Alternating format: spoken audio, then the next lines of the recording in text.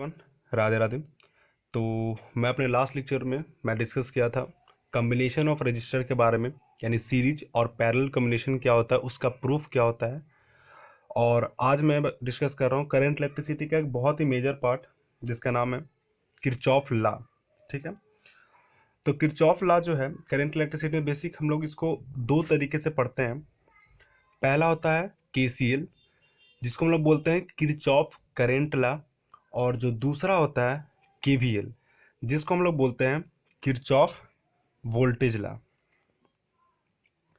Firstly यहाँ पे मैं डिस्कस करूंगा केसीएल के बारे में, यानी किरचॉफ करंट लॉ के बारे में। तो इसमें जो सबसे फर्स्ट पॉइंट मैं ये समझाना चाहूंगा कि किरचॉफ करंट लॉ में करंट क्या होता है। तो हम लोग जानते हैं इजीली कि rate of flow of electric charge. ठीक है, मैंने ऐसा क्यों यहाँ पे बोला, आगे जो है वो समझ में आ जाएगा। अब केसीएल जो होता है ना, वो एक कंजर्वेशन ऑफ चार्ज पे बेस्ड होता है। यानी किस पे बेस्ड होता है केसीएल? कंजर्वेशन ऑफ चार्ज पे बेस्ड होता है। ऐसा क्यों? तो इसलिए हम लोग बोलते हैं क्योंकि जब हम लोग इसको सीखते हैं ना, जब इसको हम लोग, मैं बताऊंगा कि केसीएल कहाँ पे लग रहा है, कैसे हो रहा है। क्योंकि जो टोटल चार्ज होता है ना, वो सिस्टम में टोटल चार्ज कंजर्व्ड रहता है। और हम लोग ये भी जानते हैं कि चार्ज को ना ही प्रोड्यूस कर सकते हैं और ना ही डिस्ट्रॉय कर सकते हैं। ठीक है, अब केसीएल जो है वो होता क्या है? तो व्हेन टू और more branches meets at a point in any electrical circuit and some current pass through it, यानी दो या दो से ज्यादा ब्रांचेज कोई भी इलेक्ट्रिकल सर्किट में एक पॉइंट पे मीट करे, ठीक है, और कुछ करंट जो है उसमें से पास करे, उसी को हम लोग बोलते हैं केसीएल। ठीक है, तो हम लोग यहाँ पे देखेंगे कि जैसे मान ले कि यहाँ से एक I1 करंट जो है वो आ रहा है, यहाँ पे एक पॉइंट पे I1 करंट आ रहा है। मान ले कि हो सकता है कि कुछ करंट जो है वो I3 में बट के I3 में इधर निकल जा रहा है, कुछ जो है यहाँ पे I4 में निकल जा रहा है। मान ले कि एक इधर से करंट जो है वो I2 आया, ठीक है, और कुछ जो है इधर से एक करंट जो है वो क्या बोल सकते हैं कि I क्या हो जाएगा, I5 जो है इधर से यहाँ पे आ रहा है। तो इसको हम लोग क्या बोलते हैं? ये जो पॉइंट होता है ना, इसको हम लोग बोलते हैं नोड और जंक्शन। नोड या जंक्शन। अब जंक्शन क्या होता है? तो ऐसा पॉइंट जहां पे दो या दो से ज्यादा ब्रांचेज मिल रहा होता है, यानी ऐसा पॉइंट जहां पे दो या दो से ज्यादा ब्रांचेज मिल रहा होता है। और नोड क्या होता है? तो नोड ये बताता है कि कितना करंट, जितना ही करंट आएगा उतना ही करंट बाहर जाएगा। यानी बोल सकते हैं क्या कि आई इनकमिंग वो किसके बराबर होगा? आई आउट गोइंग के। आई इनकमिंग किसके बराबर हो जाएगा? आई आउट गोइंग के। अब जैसा देखो हम लोग क्या लिख सकते हैं कि आई इनकमिंग है तो I1 plus I2 plus I5 equal to I3 plus I4। यही जो बेसिकली है ना, यही है केवीएल। केवीएल में क्या होता है? I incoming equal to I outgoing. अब हम लोग को ये चीज समझना होगा कि जो हम लोग आई इनकमिंग है ना, इसको हम लोग पॉजिटिव सिंबल के साथ लिखते हैं। कैसे लिखते हैं? पॉजिटिव में। और आई आउट गोइंग को हम लोग कैसे लिखते हैं? निगेटिव में। आई आउट गोइंग को हम लोग कैसे लिखते हैं? निगेटिव में। ठीक है, तो हम लोग कैसे लिख देंगे? यहाँ पे देख सकते हो कि I1 plus I2 plus I5 minus I3 minus I4 equal to 0। ये जो टोटल हो गया यही हो गया केसीएल। ठीक है, तो बेसिकली जैसा हम लोग एग्जाम में भी देखेंगे ना, तो केसीएल में बस इतना ही याद रखना होता क्या है, जो क्वेश्चंस जो एराइज होते हैं एग्जाम्स में वो होते हैं किरचॉफ वोल्टेज लॉ से। ठीक है, तो केसीएल में ये इतना हो गया थ्योरी वगैरह, एंड ये बेसिकली हो गया कि I incoming equal to I outgoing. Node क्या होता है कि जहां पे जितना ही करंट आ रहा है उतना ही करंट बाहर निकलेगा। जंक्शन क्या होता है? तो ऐसा पॉइंट जहां पे दो या दो से ज्यादा जो ब्रांचेज है वो क्या कर रहे हो? मीट कर रहे हो। तो हम लोग चलते हैं नेक्स्ट पार्ट की ओर, जो कि हम लोग क्या है, केवीएल का है। किस चीज का है? केवीएल का है। अब केवीएल में क्या है कि जैसे हम लोग पीछे देखें क्या कि केसीएल जो था वो कंजर्वेशन ऑफ चार्ज पे बेस्ड था, ठीक है। तो हम लोग समझे कि तो बताओ भाई केवीएल किस पे बेस्ड है?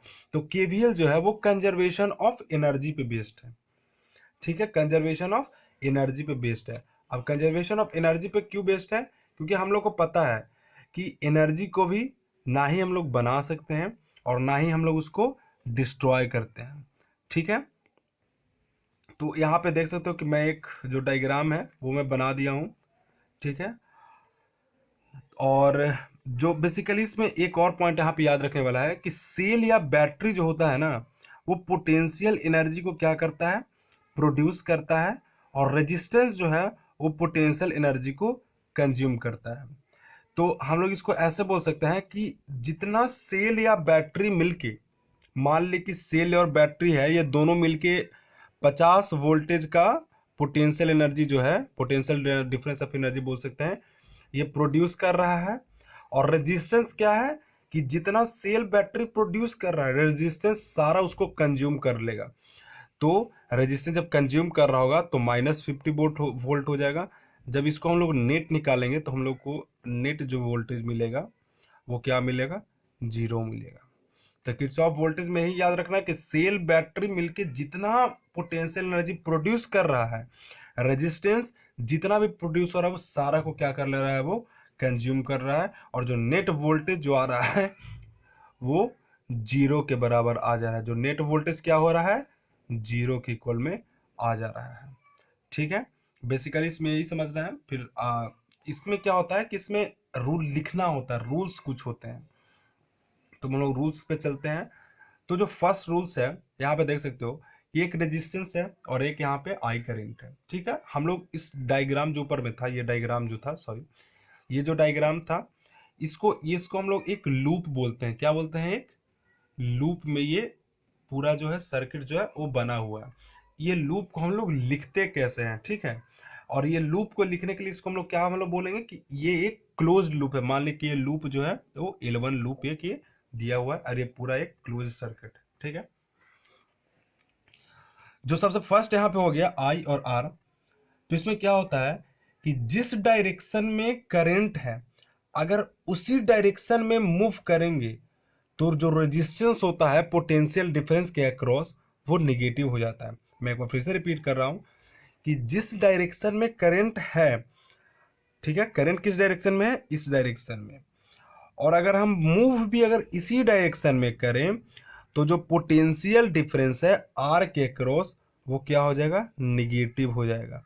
मतलब -IR हो जाएगा। पोटेंशियल डिफरेंस भी हम लोग बोल सकते हैं, एंड V इक्वल टू क्या होता है, IR होता है। तो यहाँ पे IR क्या हो जाएगा, क्या हो जाएगा, निगेटिव हो जाएगा। ऐसा क्यों होगा? मैं सिंपल सा चीज समझाता हूं। ये एक फाइनल पोजीशन है, एक ये क्या है, ये फाइनल पोजीशन है, यानी फाइनल वोल्टेज हो गया। और ये क्या है, मान ली कि फाइनल से हम लोग इनिशियल की ओर जा रहे हैं। फाइनल से हम लोग कहाँ जा रहे हैं, इनिशियल की ओर जा रहे हैं, ठीक है। क्योंकि स्टार्ट तो यहाँ पे ये नहीं कह रहे यहाँ पे स्टार्ट करें तो ये इनिशियल हो गया। क्योंकि करंट जो होता है ना, करंट जो है वो हमेशा हाई वोल्टेज से लो वोल्टेज की ओर जाता है। करंट हमेशा हाई वोल्टेज से लो वोल्टेज की ओर जाता है। तो इनिशियल पे वोल्टेज क्या होगा, ज्यादा होगा, और फाइनल पे वोल्टेज क्या होगा, कम होगा। यानी बड़ा से छोटा की ओर जा रहा है, ठीक है। यानी फाइनल से इनिशियल की ओर जा रहा है तो वैल्यू क्या हो जाएगा, निगेटिव हो जाएगा। फाइनल से इनिशियल की ओर जा रहा है, वैल्यू क्या हो जाएगा, निगेटिव हो जाएगा, -IR हो जाएगा।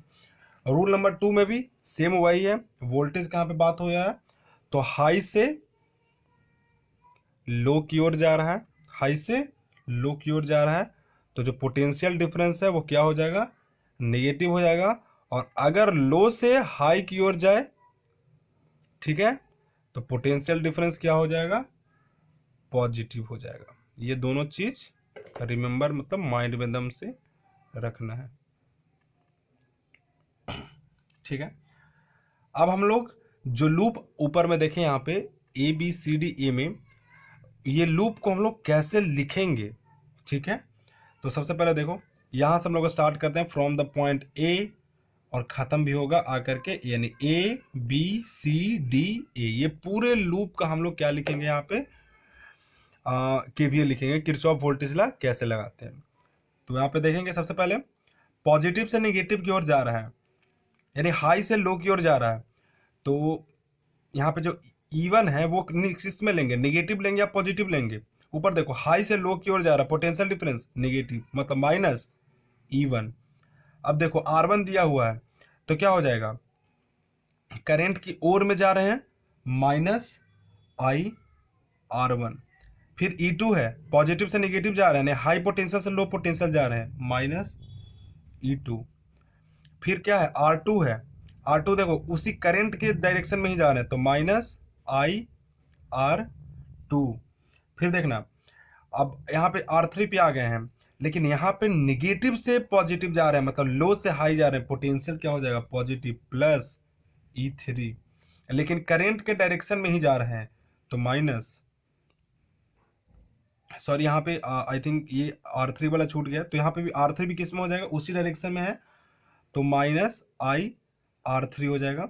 और E3 और प्लस R4 क्या है, उसी डायरेक्शन में, करंट के डायरेक्शन में ही जा रहे हैं, यानी फाइनल से इनिशियल की ओर, तो माइनस IR4 इक्वल टू 0। ये पूरा क्या हो गया, केवीएल किसी भी सर्किट का हम लोग यहाँ पे लिख दिए हैं। ठीक है, अब नेक्स्ट क्या है, तो अगर हम लोग बोल दे कि चलो ठीक है इतना हम लोग लिख दिए, अगर हम लोग बोल दे कि हाँ चलो ए से सी के बीच में पोटेंशियल डिफरेंस बताओ, तो हम लोग जब ये पूछ रहे हैं ना, तो ये क्या हो गया कि एक ये ब्रांच वाइज हो गया कि हाँ ए टू सी, यानी सिर्फ इतना का ही हम लोग कैलकुलेशन करेंगे, तो ठीक है उतना का भी हम लोग लिख देते हैं। तो क्या हो जाएगा कि V C minus V A equal to, same ऊपर वाला हो जाएगा, minus IE1 minus IR1 minus E2 minus IR2। इसको क्वेश्चन में कैसे पूछेगा कि मान ले कि वोल्टेज एस सी पे दिया हुआ रहेगा, E1 का वैल्यू रहेगा, IR1 का वैल्यू रहेगा, E2 का वैल्यू रहेगा, I का रहेगा, R2 का रहेगा और VA का हो सके तुमसे पूछ दे। ठीक है, तो यहीं पे ये लेक्चर भी क्या हो गया, कंप्लीट हो गया। तो KCL और KVL मैंने फाइनली इस वीडियो में टोटल मैं डिस्कस कर दिया हूँ। नेक्स्ट लेक्चर में सबसे पहले मैं सीरीज पैरेलल का क्वेश्चन बताऊंगा और उसके बाद मैं KCL और KVL पे ज़्यादा से ज़्यादा मैं क्वेश्चन करवाऊंगा, प्रैक्टिस करवाऊंगा, ताकि जो कॉन्सेप्ट जितना भी मैंने डिस्कस किया है वो सारा एकदम क्रिस्टल क्लियर हो जाए। So thank you so much and like and subscribe my channel. Thank you.